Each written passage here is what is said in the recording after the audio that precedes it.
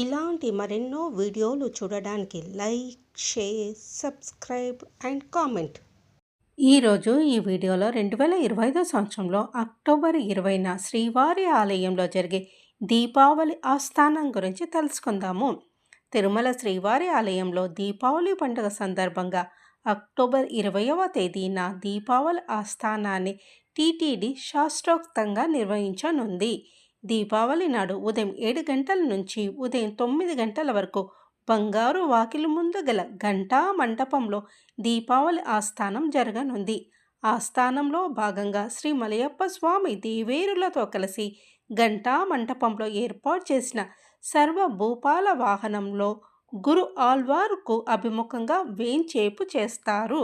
సేనాధిపతి అయిన శ్రీ విశ్వకేన్స్ల వారిని కూడా స్వామివారి ఎడమ పక్కన మరొక పీఠంపై దక్షిణ అభిముఖంగా వేంచేపు చేస్తారు.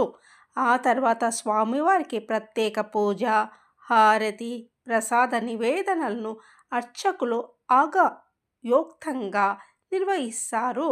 దీంతో దీపావళి ఆస్థానం పూర్తవుతుంది. కాగా సాయంత్రం 5 గంటలకు శ్రీదేవి, భూదేవి సమేత శ్రీ మలయప్ప స్వామివారు సహస్ర దీపాలంకరణ సేవలో పాల్గొని ఆలయ 4 మాడ వీధుల్లో విహరించి భక్తులను కటాక్షించనున్నారు.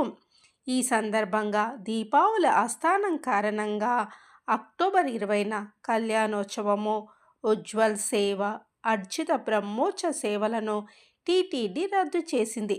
తోమాల, అర్చన సేవలను ఏకాంతంగా నిర్వహిస్తారు.